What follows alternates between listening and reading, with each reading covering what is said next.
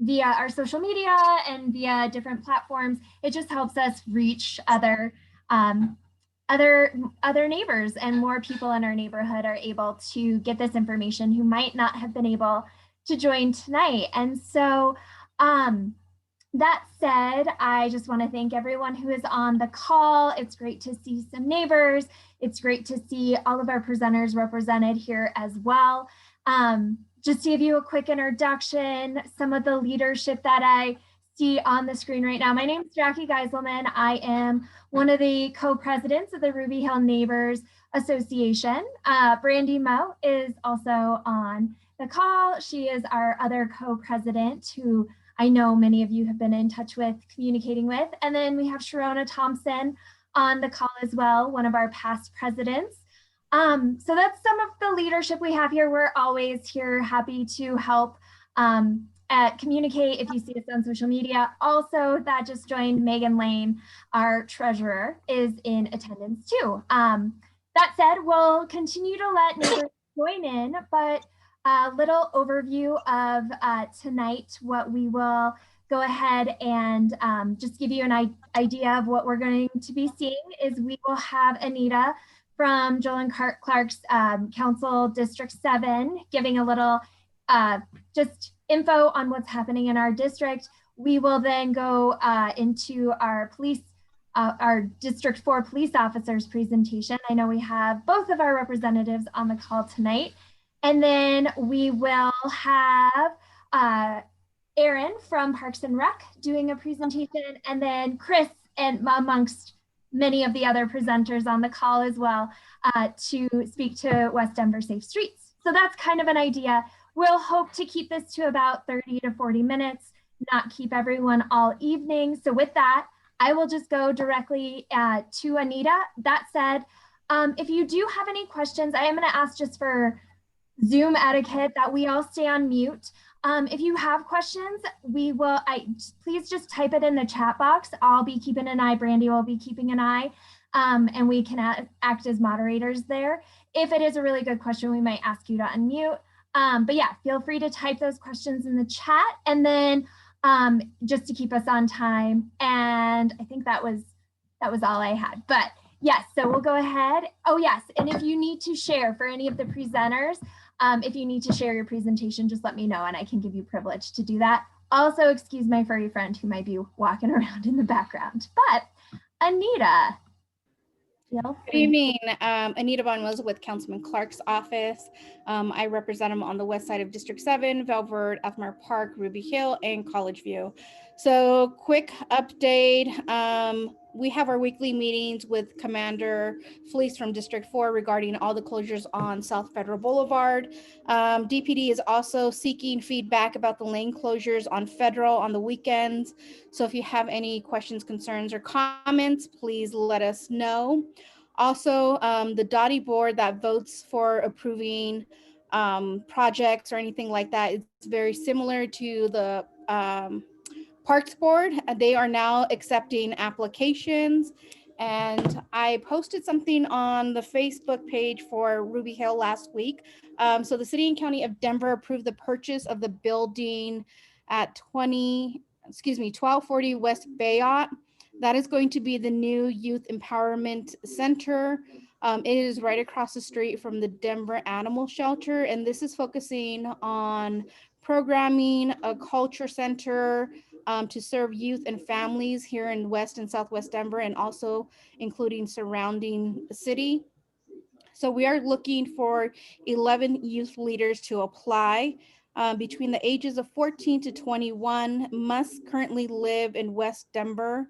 So the areas that we are looking at is Athmar Park, Barnum, Barnum West, Marley, Ruby Hill, Sun Valley, Velvert, Via Park, West Colfax, and Westwood.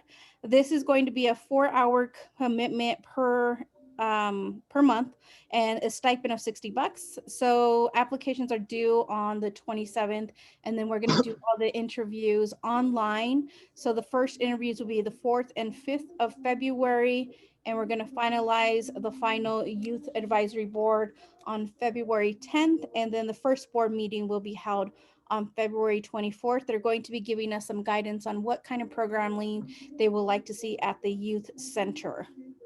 So if you guys have any questions.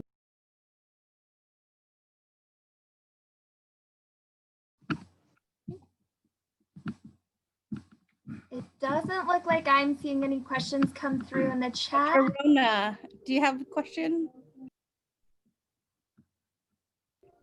You need. It's easier just to ask you. Could you speak about SWIC and why the mayor is planning on shutting that down? If there's an alternative, it's kind of heartbreaking to hear about that. So it's going to be led by Councilwoman Torres's office, since she covers the Westwood area. So they only have 1 year lease. And so the city, it's a city-owned facility. So the city is taking that back, but then there's going to be a new process for proposals. So if there's another nonprofit that can add additional resources for the community, it's going to be a whole process. So if you want to have like any input on that, the one thing that I know from Councilwoman Torres's office is definitely keeping senior services, keeping, you know, food donations, making sure that the seniors in the area are still served, but it may be a new nonprofit, or not just one nonprofit, it might be several nonprofits. They just want to, you know, have more services available to the neighborhood. And there's going to be a meeting tomorrow, and I can share that information if you like. Also, Anita, we had a question come through for the youth applications of if College View would be applicable for those, or just if for clarification, since it wasn't included in the list. I believe so, because everything is going to be south of Colfax and west of Broadway. So yeah, we'll reach probably all the way to College View. Perfect. We do have some members who belong to both neighborhoods, so that's helpful. Yep. Alrighty, if you do have continued questions that come up, please feel free to continue to include them in the chat, but we do want to keep this meeting going along. I know it's dinner time, it's evening. We don't want to keep you all too long. So Officer Chavez or District 4, if you all would like to unmute yourselves, and muted myself too early, share some of the things that we have happening in the neighborhood, crime stats, and just kind of some insight with some of the excitement, good and bad, that's been happening. Okay. All right. Well, hello, everybody. I'm Officer Chavez. My partner, Officer Anderson, is new to the district, the Community Resource Office. So he's been with me for about a little under a year now, 7-8 months. Officer Anderson brings a lot of stuff to the table, which is good for me. Helps me out with a lot. All of Sector 2, which Ruby Hill happens to be located in. Extensive background investigation, SWAT, so the guy's very knowledgeable. So I'll let him introduce himself, and then I'll go through some stats first. We'll go some questions, and then anybody else has anything to add, we'll add that in. Burglary went from 49 to 55, which is a 12%. Did you hear me? No. Oh. So it went from 49 to 55, which is a 12% increase in burglary. 74 to 60, which was an 18% decrease in larceny. Theft from motor vehicle went from 93 to 94, which was a 1% increase. And then motor vehicle theft went from 77 to 110, which was a 42% increase in a 3-month span. And that's due to cold weather. So we're always going to, this time of year, we'll always see an influx in motor vehicle theft just because the cold weather, puffers, people leave their cars warming in the morning. So it's pretty often that happens. So that's why there's such an uptick in motor vehicle theft. And then I know that Jacqueline, you had some questions about the remains that were found in the suitcase. So we talked to the commander, and there was an isolated incident. The suspect is in jail, and obviously we can't go too many details about that, but there's no threat to the danger or anything like that. So moving on from that, we'll go to, we also had some questions about gunshots in the area. So looking over the stats, I got hold of the officer, or actually Commander Felice, got hold of the analysts today, and I was looking at the numbers, and from last year just in Ruby Hill, it went from 135 to 146. So only 11 more gunshots this year than last year. December, there was kind of an uptick, went from 4 to 17. But I don't see too much. September was actually over a 50% decrease from 18 to 9. So there wasn't anything that stood out as far as the gunshots that were being reported the previous year.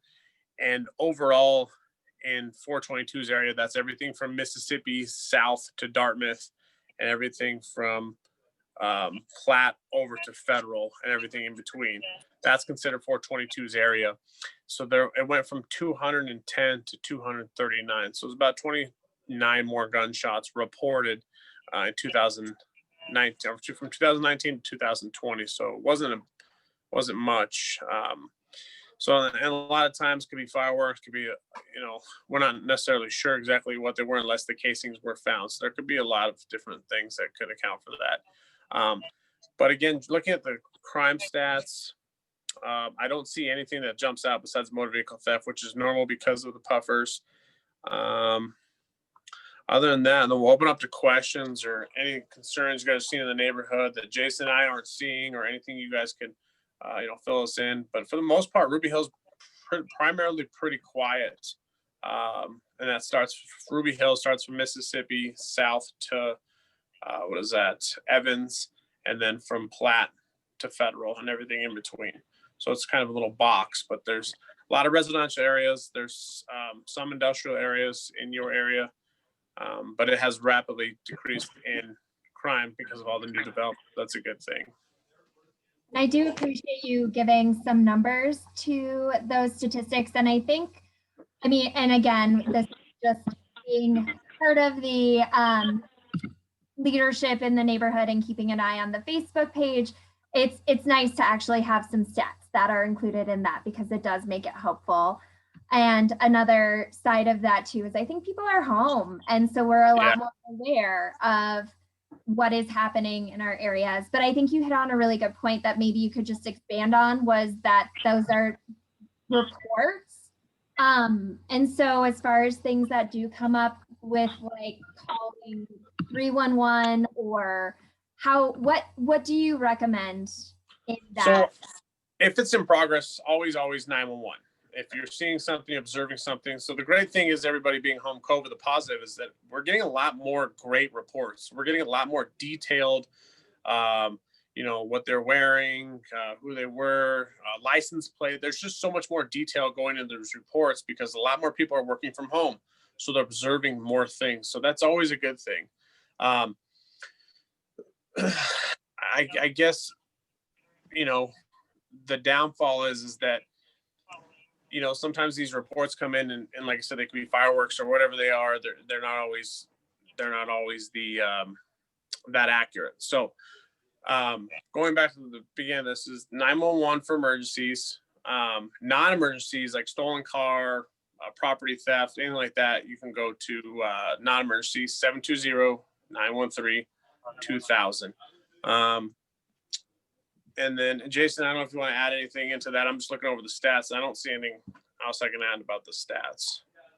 Not about the stats, but about gunshots. If you find yourself in a position where you locate some shell casings, what we'd like you to do, if possible, is not disturb those shell casings.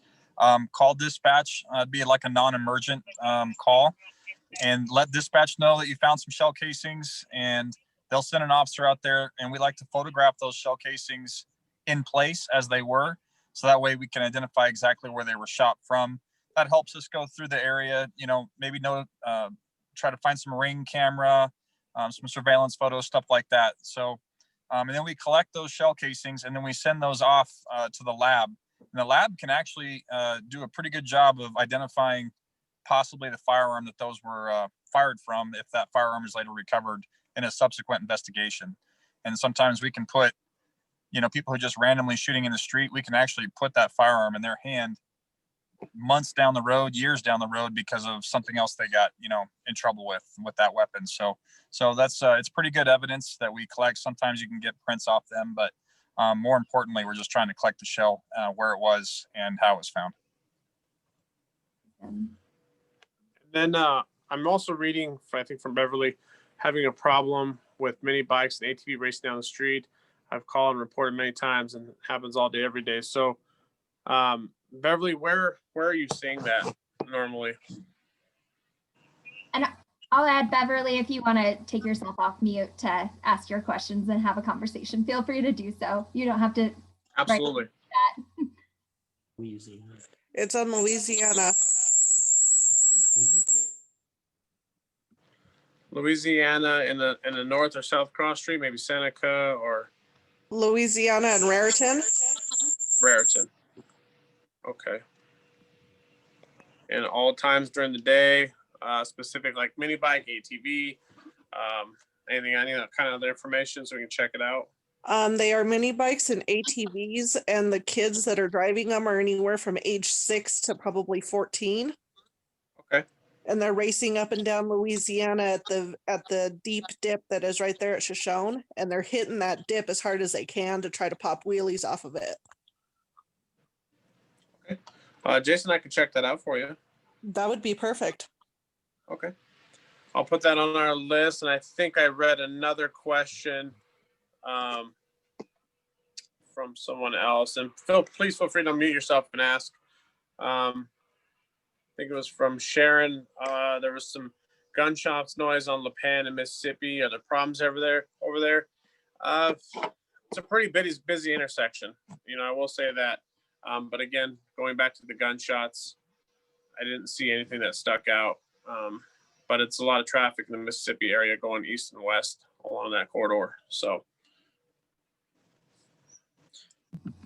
there wasn't a specific instance that you could think of that happened in that location. I saw it on Facebook yesterday. A lot of people were complaining about a lot of noise, maybe drag racing and stuff like that on the neighborhood page. But I'm also projecting this on the TV so Holly can see it. And so I'm having a hard time getting to the actual Facebook posting right now. I was just curious if that was a problematic area. It sounded like it was near the brewery over there. Not that I know of. yeah, not that I've heard anything in the past or reading anything. I haven't heard anything come up. Is that by Vanderbilt Park? Is that about Sharona? I think where they're was closer to Chain Reaction. So not Santa Fe, but closer to LaPan, a little bit further west. Okay, yeah, I think it's more the Mississippi area, down in that area. It might not be on LaPan, but I'll see if I can reread it again. And then, also take consideration that area westbound and eastbound is right there at LaPan in Mississippi, and just a little east of that is also industrial area, a lot of trucks, a lot of people coming off Santa Fe. So it's very noisy, a lot of stuff, backfiring cars, people racing east and west, so take those things in consideration. And we have had traffic units out there. I know that our traffic guy, Jimmy Martinez, he's LPR certified, he's a great guy, sits out there a lot of times, and we'll do some extra radar. So we'll keep that in mind. And if I see anything, we'll let you guys know, but I haven't seen anything come up recently. Okay, thank you. Mm-hmm. And then obviously, down to take too much of your guys' time. Does anybody have any other questions for Jason? Anything you guys can think of or seeing on the Facebook page? Hey, Jeremy, can you hear me? Yes, sir. Hey, I wanted to let you know I'm on, so it took me a little bit. Sorry I'm late. So if anybody has any questions of me, this is Commander Fleece. I am on and listening. I think, Commander, I think the only question was maybe the closure, the closures going into the summer with the cruisers on Sunday night. Well, we're still trying to decide that. We probably are going to continue those. Most of you know, we've had those lane closures of the restrictions anyway implemented since August, and we're starting to kind of roll into a random type of a pattern with those. We're not closing them every weekend. In fact, the past 2 weekends we didn't close them at all. We do plan to close them this weekend and just see how that works. for us. So chances are, though, we're going to continue that into the summertime in some way, shape, or form. But at some point, we're going to have to come up with a strategy to, to probably get out of that altogether. It's not anything that I don't think we can do permanently, but we'll see how things go.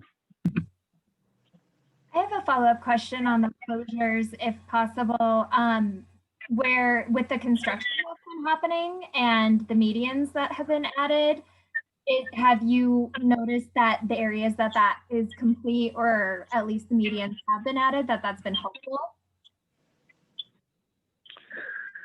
Helpful in what way?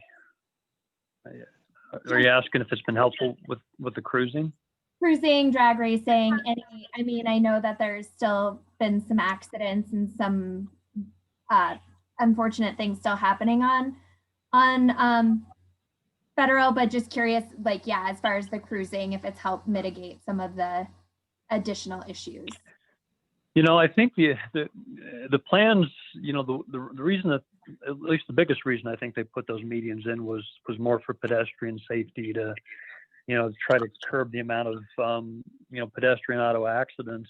I don't think we're going to see an effect on the cruising. I really don't. The drag racing and the impromptu racing that we see, happens in the lanes of travel. We never saw it actually in that middle lane. It's tougher for us, I will say that, because a lot of times we used that. Fire department used that middle lane. The ambulance drivers would go down there for any emergencies because they could just scoot, through traffic, and it's made it more difficult for that. But no, I don't think we're going to see anything associated with the medians, curbing any of the type of illegal behavior that we have up there, unfortunately.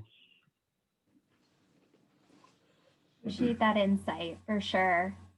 And thank you to all three of you for joining this evening and offering insight. It's always extremely helpful to actually hear the stats, to have the ability to express some of those concerns and know that you're here to take those notes. So we do appreciate your time.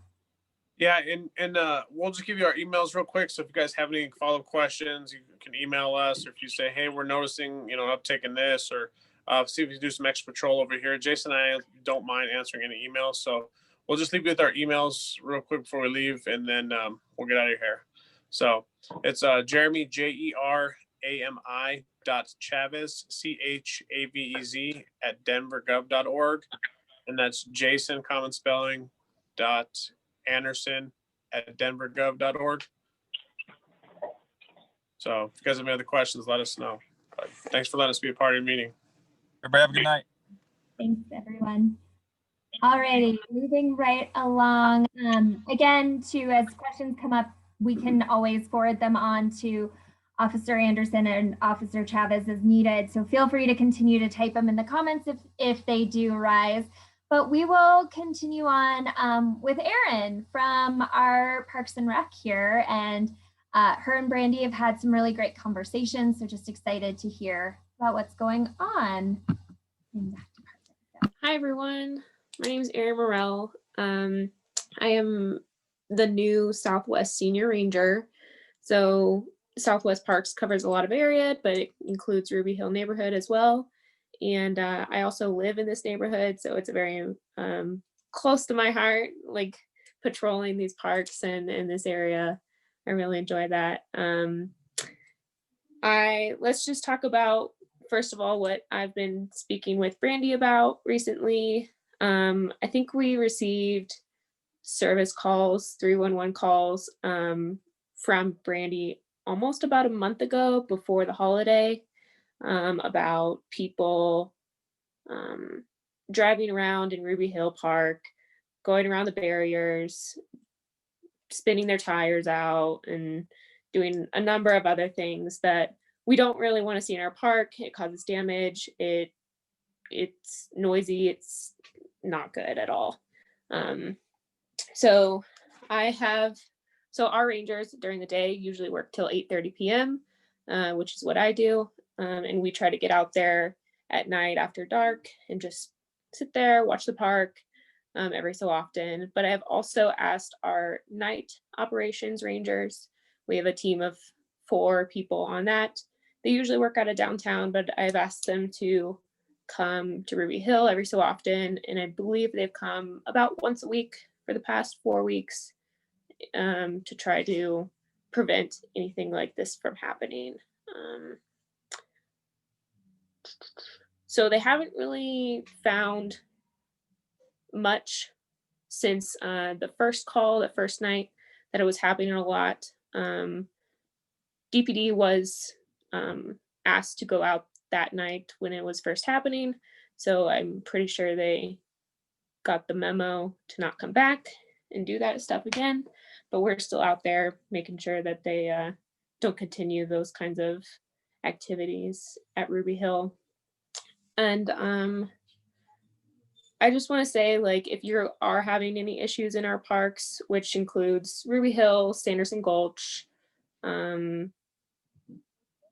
La Lomita, which is Asbury and Tejon area, and Godsman Park, or even Athmar Rec Center, that you should call 311. We will try to get a ranger there as soon as possible and deal with the issues. That includes the ATV and dirt bike racing that is not allowed in our parks, because we don't want to tear up the grass or bother any wildlife or people walking their dogs. I know we have a lot of dogs in this neighborhood and we want to keep them safe and things like that. Let's see. And then another thing to note about Ruby Hill, as I'm sure most folks in this neighborhood already know, that the sledding hill and the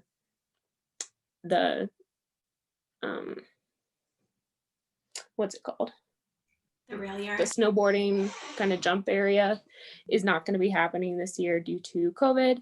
And that we are trying to prevent anything, people from gathering, people from spreading the virus from family to family, because we know Ruby Hill is a very popular place to go sledding.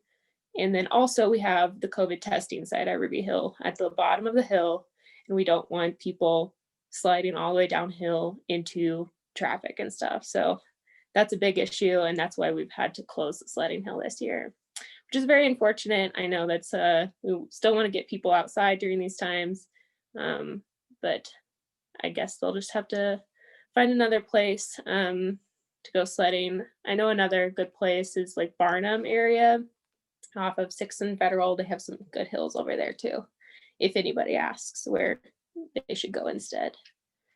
And then I guess just in the parks that in this neighborhood, things that I've been focusing on are like cleaning up Sanderson Gulch, putting on the waiters, getting in there, cleaning out the grills and the camps, and really any trash that gets in there, because I don't know how many people walk along the parks and in the Gulch in this area, but we have a lot of special wildlife. It's quite surprising sometimes. We have beavers, muskrats, lots of ducks, and other birds, and we want to make sure that they're not being harmed by all the trash and stuff that gets in there. Dogs off leash. I don't know. I haven't seen any increase or decrease in that lately.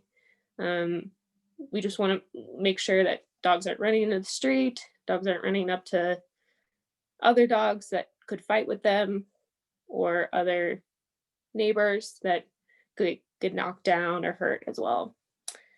If anybody has any questions for me, feel free to put it in the chat box and I can answer them. Otherwise, my email is Aaron, that's AAREN, Morrell, MORRELL,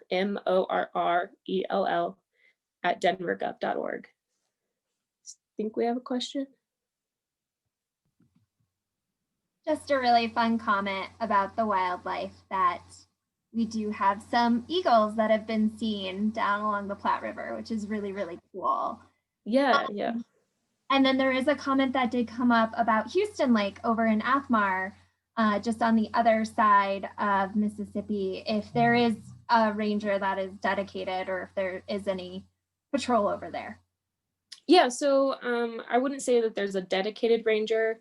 We have 3 rangers in our Southwest District, which covers like 8th Avenue South from Colorado Boulevard west. So it's a really big area. We do our best to try to get to as many parks as possible. But if you are seeing those issues, like major issues, I know we get calls about dogs off leash at Houston Lake frequently. So we do try to get over there and look for those issues as well. Yeah.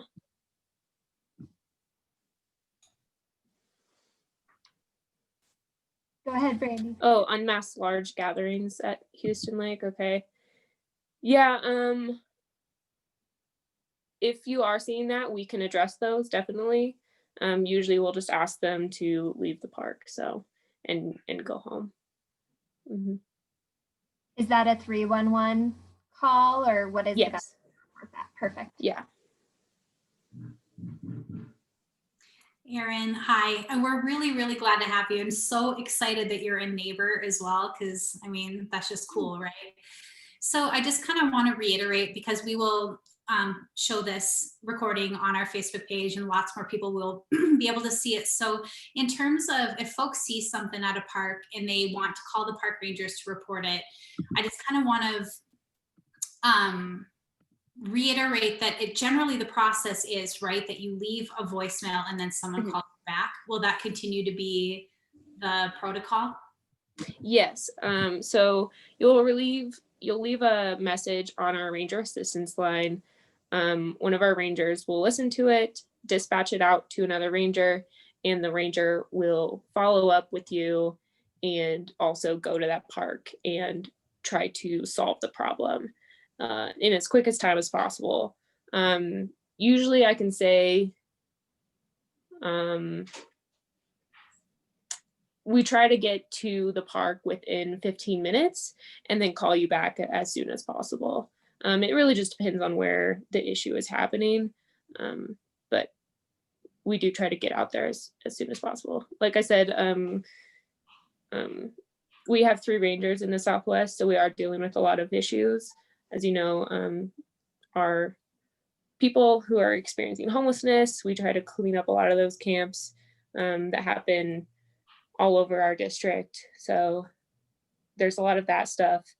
And then also dogs off leash at Wash Park. We have Wash Park and Harvard Gulch and a lot of our busy parks and like Barnum and those places too. So yeah.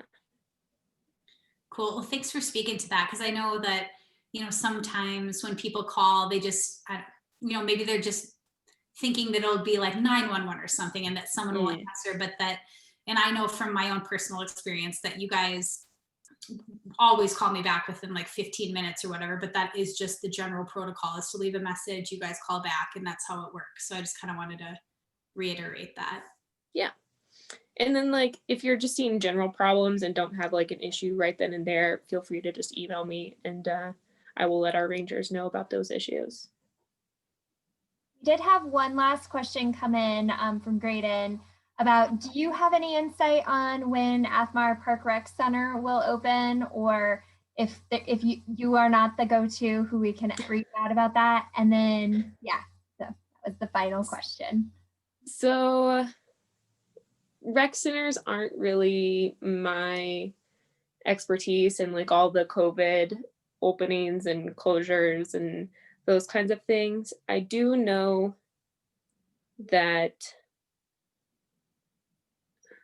permits like for large gatherings and things and sports facilities should be hopefully opening back up at the end of February. So also rec centers might be opening up around those same times.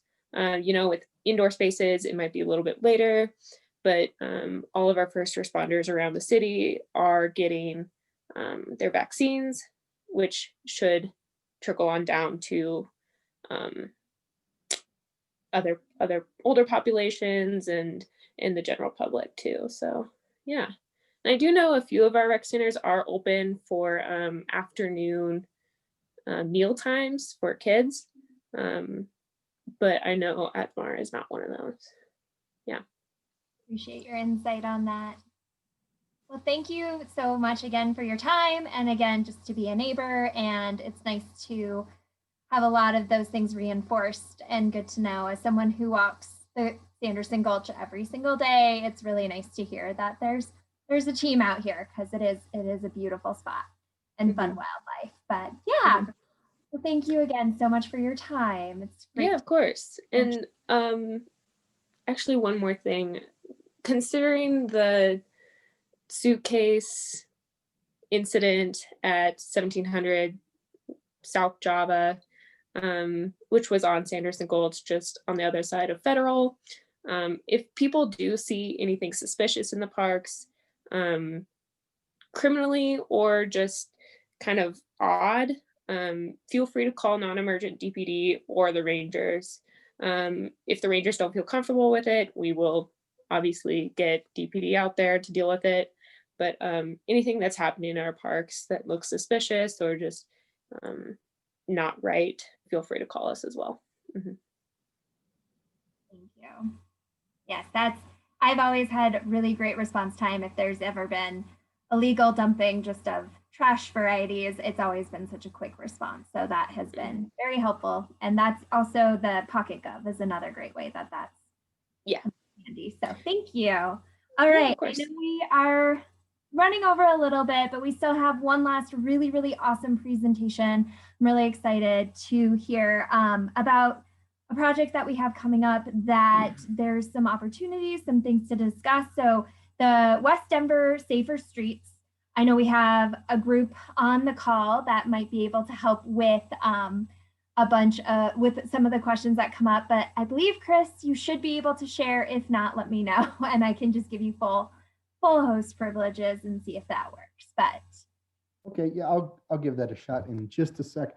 Just wanted to say thank you to the Ruby Hill folks for inviting us to come and help kick off our West Denver Safer Streets project. A big effort, a lot of changes coming, a lot of real positive changes to the neighborhood, and we were here to just share some kickoff stuff. So let me try to share. I have a brief presentation, and then I'll be happy to take some questions. I do have, before I forget, because I'll get into this, Geneva Houghton is here. You can see her. She's the Department of Transportation and Infrastructure project manager. I'm the consultant project manager, so I'm the one doing all the designs and stuff, and Geneva is managing kind of the whole interfacing program. And I also have Kevin Rangel here, and he is an engineer that works with me that's helping to do some of the designs. So just want to introduce my team. All right, let me try to share this presentation.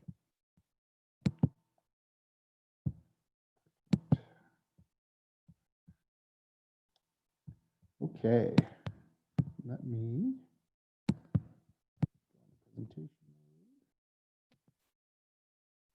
Okay, great. So I'm assuming you guys are seeing this now. Yes, great. Okay, so this is our fancy intro slide that says, hey, we're here to talk to you about West Denver Safer Streets. Super excited about this. This is an outcome of a lot of different things, but it's an Elevate Denver bond from 2018 when the voters passed the bond. That's where the funding for this is coming from. So I'll talk about that a little bit in a sec. Overall presentation agenda, just want to give a little overview, goals and outcomes, talk about process and schedule. And the thing I really want to hit today is that we're having a public open house, a virtual public meeting coming up on February 11th. So I'll give you all sorts of details about that and hope we can get a lot of people there.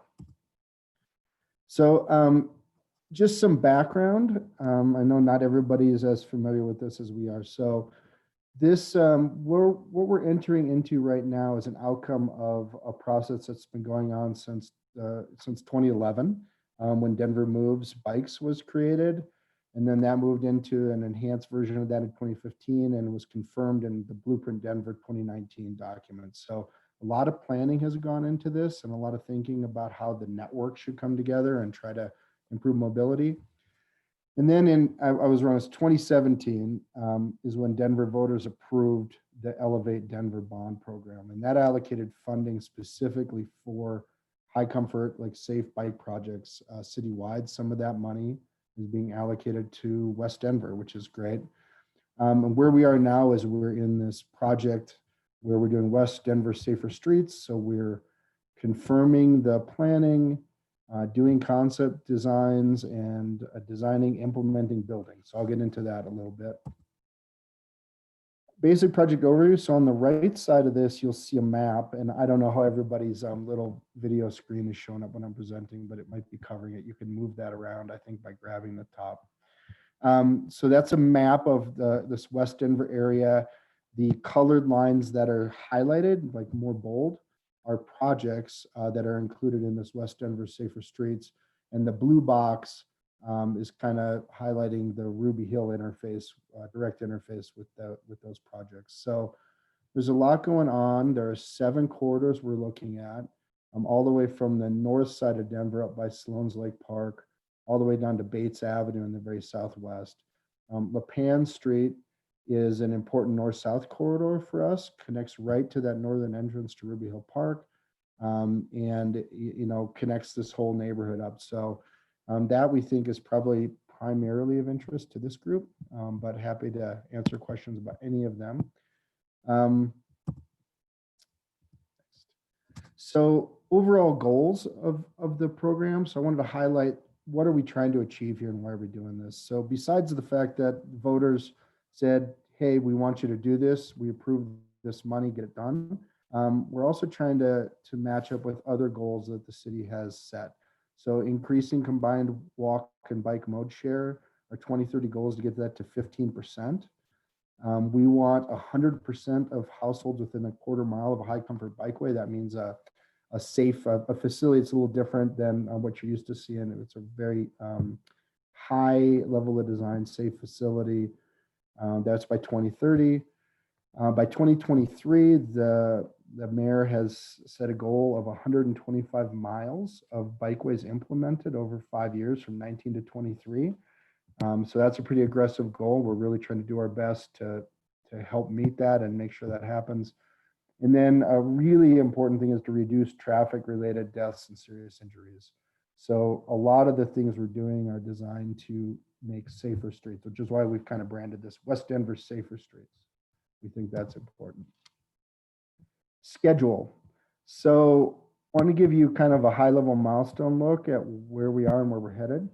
So we've begun, we've collected some existing conditions data. That's like traffic volumes, speeds, widths of streets, land use, parking, all sorts of stuff like that.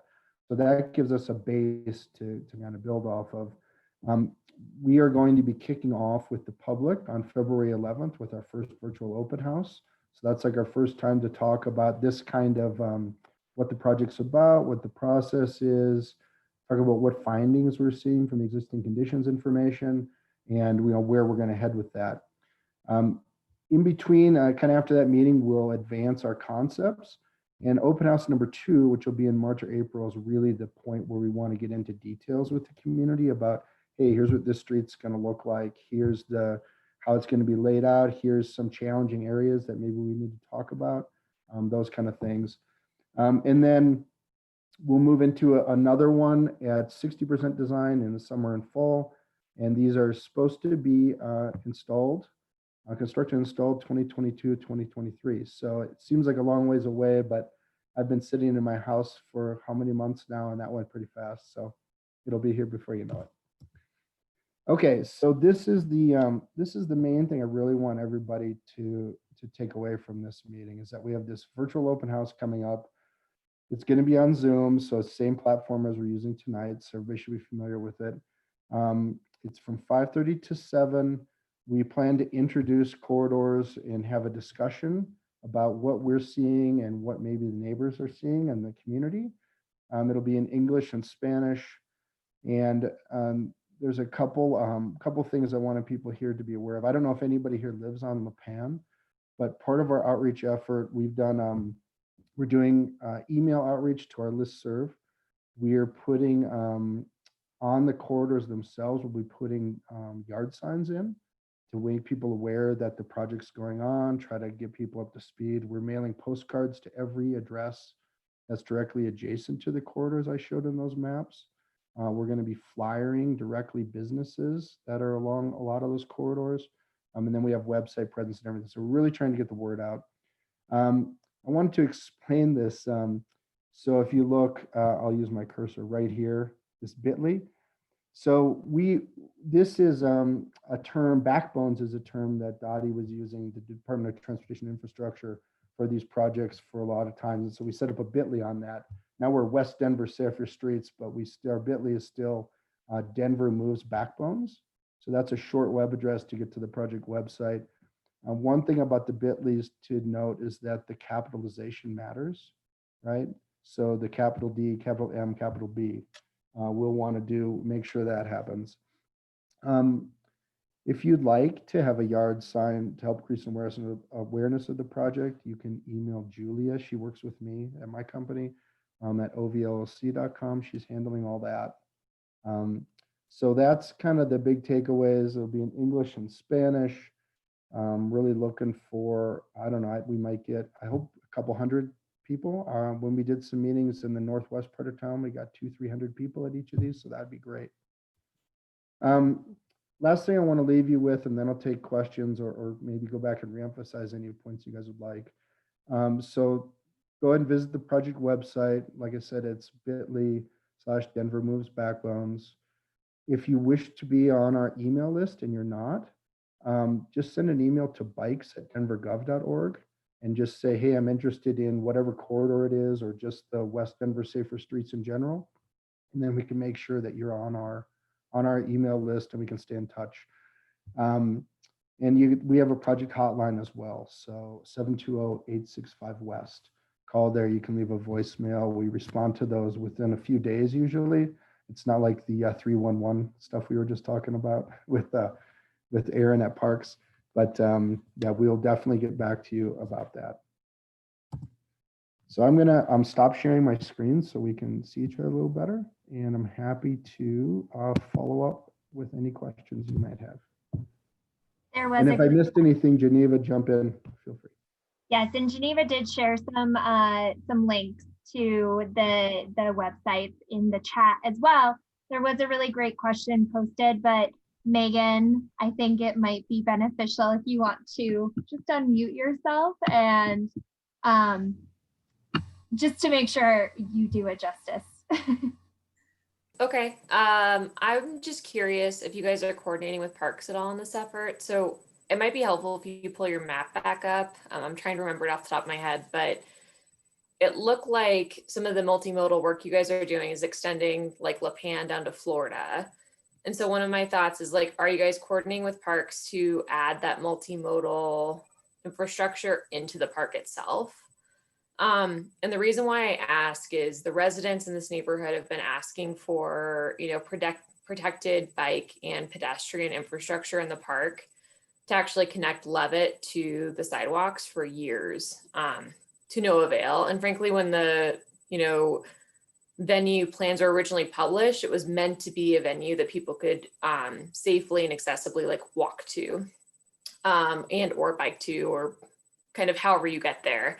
And that's just not the case right now. You have to walk in the road with cars coming at you, depending upon the show, from either side. So I'm just curious if like Dottie's thought about partnering with Parks on this.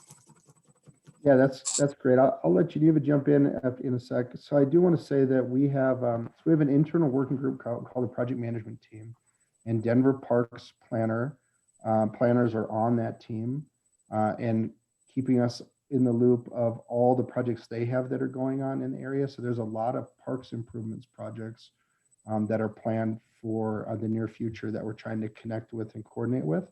So we are doing that. And then specific to Ruby Hill Park itself, coincidentally, I worked with Parks on a previous project that was like a year and a half ago to talk about Ruby Hill Park access for peds and bikes, making changes to how the roadway system works internally and creating pedestrian paths. And so there were some construction projects that were planned for that that may have been delayed because of the COVID piece. But I know that Parks was really interested in making that better. And you're right, I read the event management plan that was put together for Levitt, and it has a lot of assumptions about people being able to walk or bike. And so I know it's important to Dottie and it's important to Parks. And so we have been coordinating on those issues. in this project and in other efforts as well. Geneva, did I miss anything?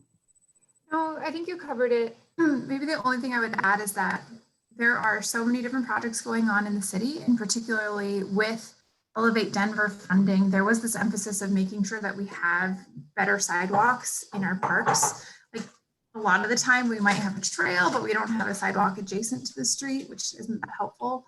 So I can, Megan, if you just put your email address in there, I can check with a couple of folks and they can get back to you on whether or not there is something additional that's happening. Okay. But just like what Chris was saying, we will do our best to really make sure that the access and getting to the park by bike is comfortable. And then once you're in the park, then it's our Denver Parks and Rec colleagues who are leading that. Okay, great. Thank Okay. you. Mm-hmm. Is that adequate, Megan, for now? Yeah, for sure. I mean, I think considering like the scope of the project, I mean, we can always like complain about different pedestrian and bike issues like in the neighborhood, but I think, you know, we have a good contact kind of for that, you know, with other challenges along the Jewel corridor, for example, and things that appear to be getting better, but could still use some work. But thank you. Thanks for the question. Okay, There was Jack. another question posted, and Sharona, I might kind of hijack your question as well or add to it about any conversation about accessing light rail or other public transit safely. And you did mention north-south corridor with like Lipan being a major consideration. And I did see in your map highlighted Florida is another area that has come up in many conversations in our neighborhood. So where light rails are, the east-west connectivity, has there been any insight to that light rail connectivity, and as well as potentially looking at how Florida could be optimized more in a better way? Yeah, I'll probably let, since that's not a specific core project that I'm working on, I'll probably let Geneva jump in there. She probably has a better understanding of the programmatic elements going on. Yeah, and unfortunately, I don't have any great news for you about what's funded there. I know, so just a really high level right now, we're working through the community transportation networks to build out big networks of projects. So we're focusing on Northwest, kind of central downtown, Rhino, and then through Wash Park and over to the river and saying, let's get in, let's build it. And then in addition to that, we're working on our Elevate funded projects like these, and then paving projects when we have alignment between our annual paving program and our bike program. So Florida in particular is a street that I'm not familiar with its kind of future and what's happening there. But generally, we know that connections to light rail and transit are always lacking and are always something that we work to improve as much as we can. With these particular projects, I don't anticipate having like a direct benefit to accessing light rail, but we know that anytime that we build out a network, or at least enhancing the ability for someone to better have the opportunity to get from where they live to where they're trying to go. So it's not a great answer. I realize that, but it's what I can share. And I just saw the note about adding Ruby Hill neighbors, so we'll make sure we do that.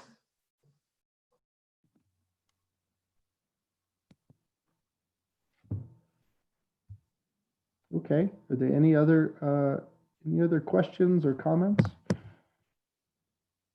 We're good.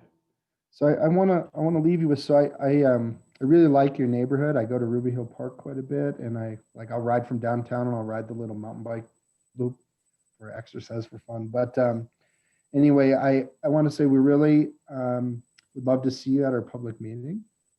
The more voices, the better. We want to make sure we really talk to everybody, and we don't want people to hear about it 9 months from now. We want them to hear now and get involved. And if Jackie and Brandy, if there's ever, if you'd like us to come back and chat with you again, I'm totally willing to do that anytime. Just reach out, and we'll also be in touch with you. So thank you for taking the time to listen. Well, we really appreciate all that information, and definitely will appreciate being included as things develop further. And I know that there we'll connect and get some good things that we can share on our social medias to hopefully have a lot of our voices represented there. That's one of the reasons we love holding these meetings, is so that we can be proactive and have positive impact on our neighborhoods, rather than, like you said, hear about things after all the decisions are made and everything is finalized. So we do really appreciate you being on the forefront with us with this too. We really appreciate it. But I know we are coming up on an hour-long meeting. I really appreciate everyone's time tonight, this evening. Brandy, did you have anything else you needed to add or wanted to add? Well, I just echo what you said, Jackie. I mean, this forum is just so important for our neighborhood. And I know that everyone's so super busy in this year, and into this current year has been crazy. But, you know, we're really appreciative to all the folks that take their time in the evenings to come to our meetings to talk about really important stuff that's happening. So, you know, just thanks very much for everything, for sure. Awesome. Yes. Well, thank you all. Have a marvelous rest of your evening. We'll share as much as we can. We'll post this recording on our YouTube page and promote that on our Facebook page and other social medias. And yes, would love for those who presented anything you want us to share and promote and get out there. We're always happy to do that. We love doing that kind of stuff. So have a great rest of your evening. Thank you so much. Thank you. Bye.